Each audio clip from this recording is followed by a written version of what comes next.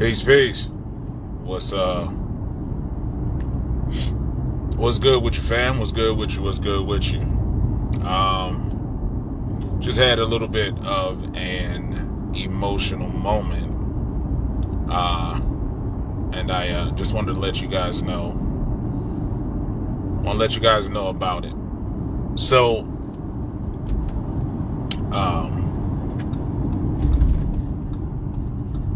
Nabia J, also known as Morai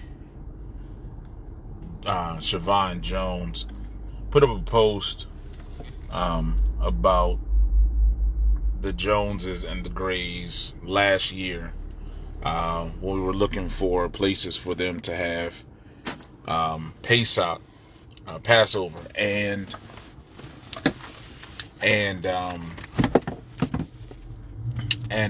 immersion. And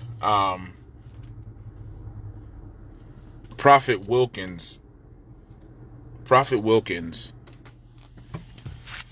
see this, yeah, that'll work.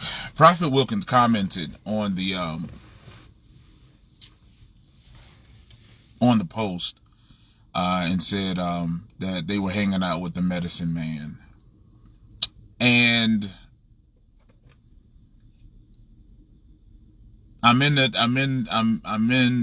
vehicle by myself, and I sarcastically said, "Look, mama, I'm a healer," and busted out in tears. Like for real, like seriously busted out, just burst out in tears. Because it reminded me of when I was younger, living in Philadelphia with my mom. Primarily it was just her and I. And, my mother had some health issues. And, whenever her health issues got too bad, she would call me. She would call my name, and, if you knew my mother had she had a heavy voice because she had surgery on her vocal cords, and it changed her vocal cords. So she had a very, very heavy voice. And the funny part about that is more times than not, nobody else could hear my mother talking except for me. Like, she could be upstairs, I'll be downstairs. She'll call my name, and and I'm like, yes, and everybody looking at me like, who are you talking to? Like, my mother just called me, nobody else heard her. But she would call me from my room and tell me, lay your hand right here. And I had no idea what she was talking about. Her back was hurting, or she had a headache, or, her leg was swollen or whatever. And she would tell me, lay your hand right here and say this. And I did. And then I remember her telling her friends, because my son has healing in his hands. Yeah, my son has healing in his hands. And didn't really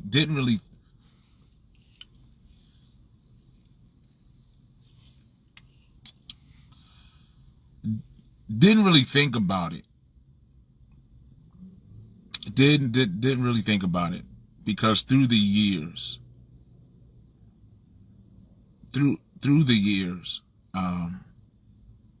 casted out demons and devils,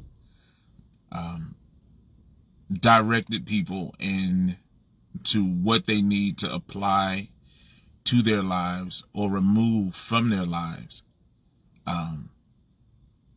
to experience healing and deliverance, and now being an herbalist. That literally people are getting healed from diseases. And most people don't realize that being healed from diseases it doesn't necessarily mean that somebody lays hands on you and say, be free, in Yeshua's name, be free in Jesus' name, be free, by the power of such and such. Oftentimes it's literally someone giving you, shalom, shalom, someone giving you, proper instruction and how to change your life, that you can live a better life. And I preach from the premises mentally, emotionally, spiritually, physically, and financially. I minister from that. I try each time that I minister, I try to hit all 5. If I don't hit all 5, I hit as many as possible. There are things that the seers that were a part of your life when you were younger, because now you are walking in the awakening, that the things that they saw then are now coming to pass. One of my spiritual mothers,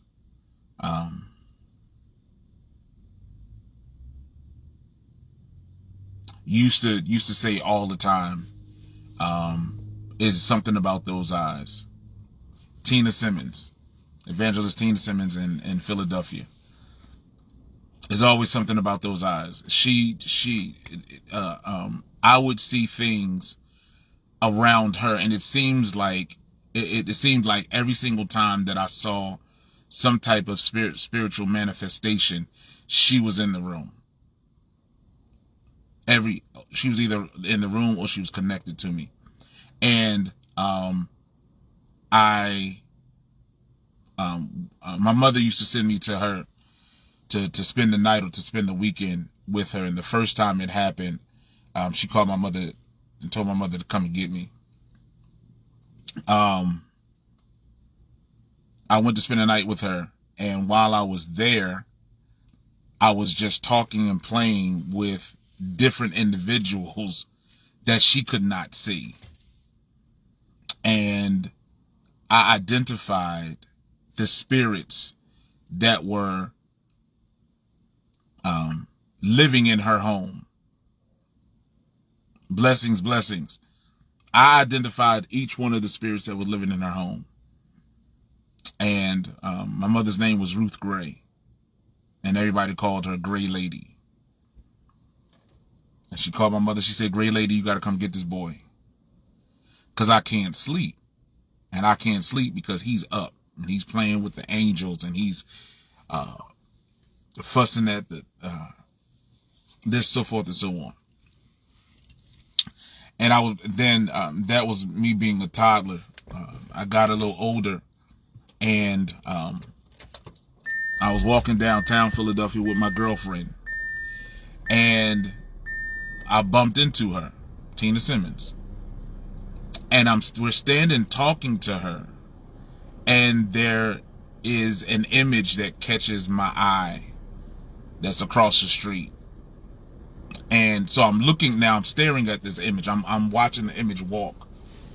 And she asked me, she said, "Son, what you looking at?" I said, "There's a man across the street." She said, "There's a bunch of people." I said, "No, he's walking up the street towards us." And then the image noticed me looking at him and stopped. And I can tell you what the image looks like now. Really, really tall, slender man, long like trench coat, shoulder pads, because the shoulders were really, really square, and a top hat. And literally was just walking up and down the street. But when it noticed me looking at him, it stopped. Downtown Philadelphia.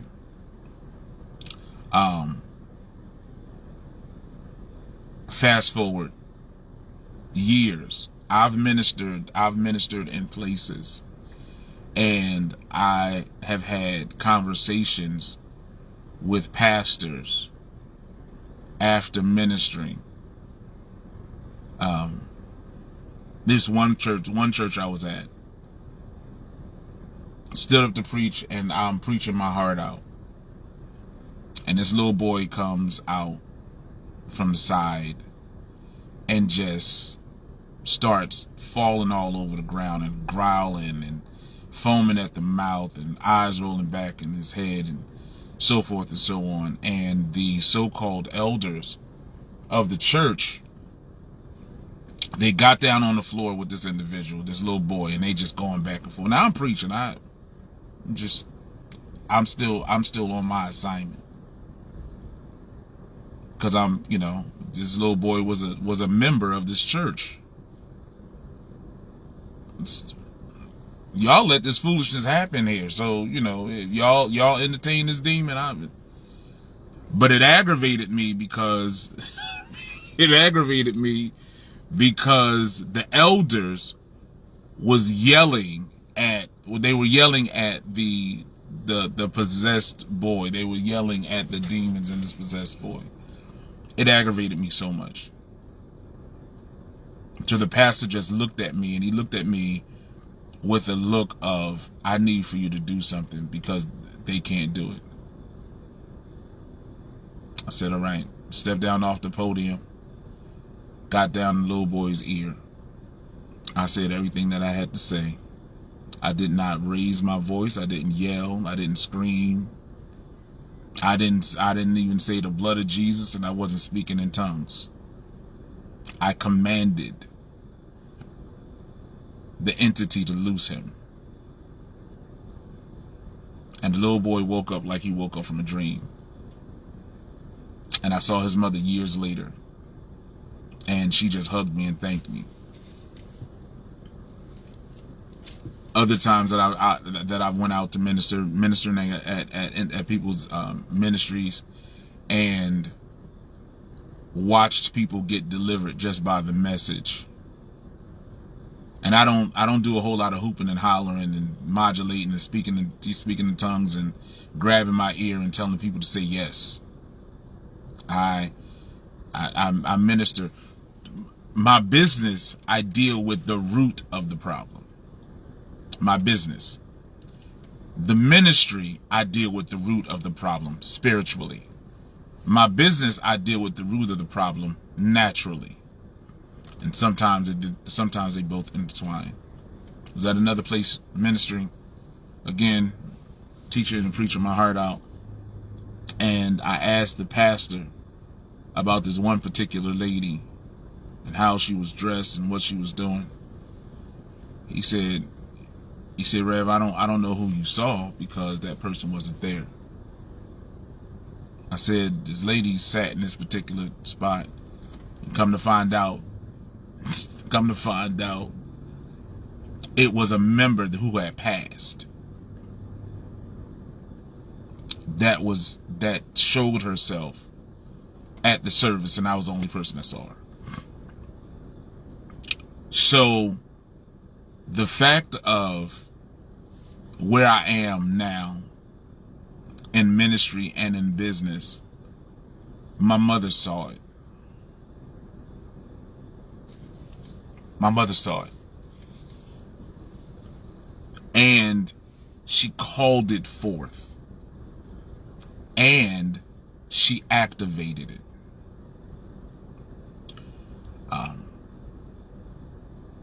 That's why it is absolutely wise for you, when you know that your children have a calling on their lives, not to wait for your apostle, your overseer, your prophet to call it forth. Call it forth at home. You have to give them their identity in the confines of your own dwelling.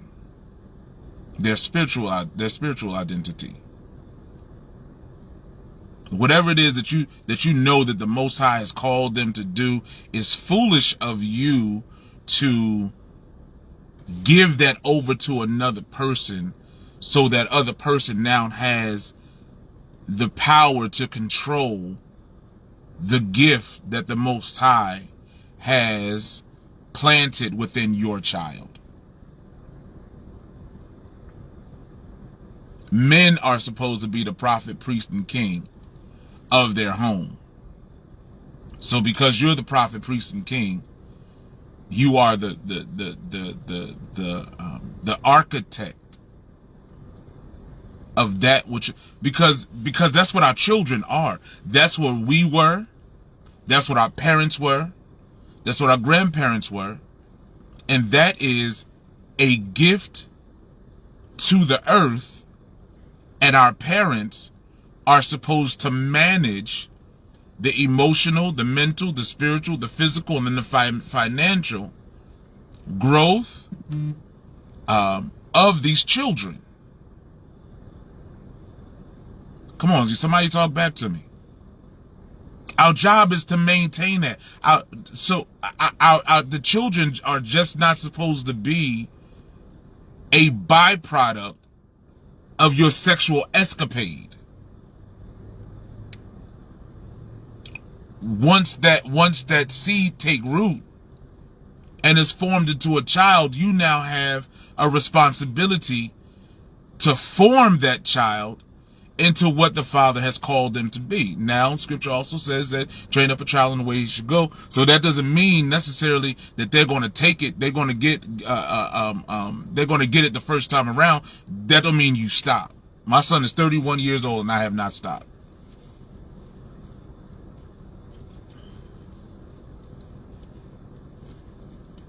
He is so far away from church,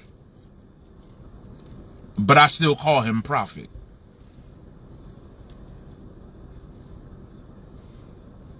I have a Hebraic, apostolic, and African spirituality foundation. He ain't a part of none of it.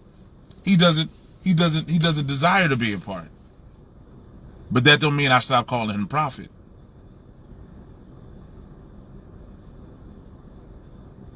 Even his name means he who was just and gracious like Elohim.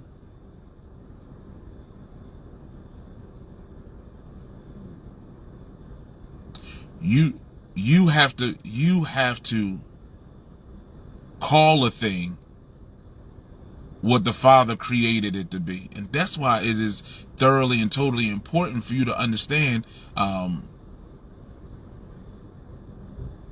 what the words that come out of your mouth.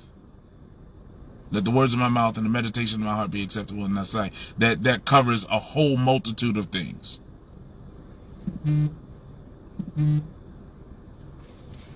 When I tell you I sat in here and cried,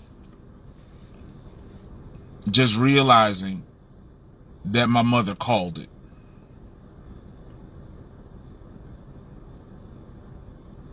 She called it. She's transitioned. She transitioned in 2017. But her voice still echoes in my head.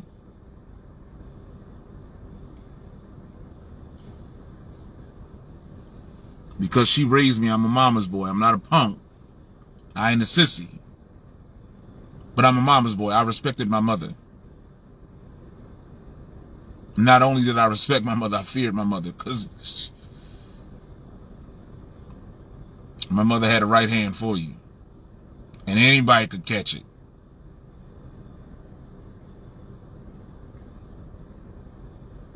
You have to put that foundation in your children. Don't leave it up to your pastor. Don't leave it up to your apostle. Even if you're married, don't leave it up to your husband or to your wife. You are helping to lay the foundation of who that individual is going to be. I had the foundation that my mother laid made me the minister and herbalist that I am now. Minister of health. I know I'm a big guy. I like being a big guy. I don't want to be thin. I don't want to be small. So I don't try to do anything to change my size. But my size doesn't denote my health.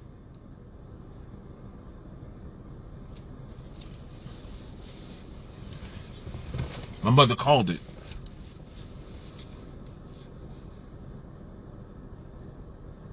I ain't for the streets, I'm for the kingdom. I'm the kingdom herbalist. Who knew that when she said, and listen, and you have to be wise in what you speak into your children's ears. Even now, even if your children are grown, be wise in what you speak into their ear, because that forms their reality. They live out what they hear. My mother never told me I was not going to be, you ain't never going to be no good. She never told me that. She never told me you're going to be just like your father. She never told me that. But what she did tell me was the consequences in not living righteously. And it's the same thing that the Most High does when it comes to his prophetic words and when it comes to his promises. If you do this, I'll do this.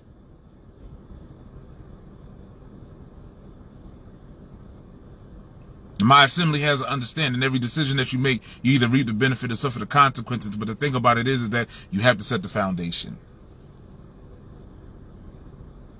You, Father, have to set the foundation, and it is not even just to set the foundation of those who come from your bloodline. If you are a Moreh, if you are a Zykan, if you're an elder, you're a pastor, you're apostle, you're overseer, you have to set the foundation for those your spiritual children as well.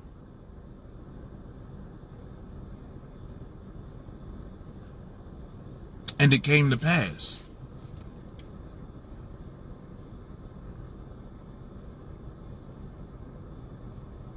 I am walking out the prophetic words of my mother in regards to my life. And she ain't crossed all the T's and dot all the I's. There were some places that she missed it because her job wasn't to be perfect. But let us get our leading and guiding from the Most High and how to teach that which we are responsible for. All right. I love you guys. You guys enjoy the rest of your day and the remainder of your week. Take the Most High with you no matter where you go. Peace. Shalom, shalom.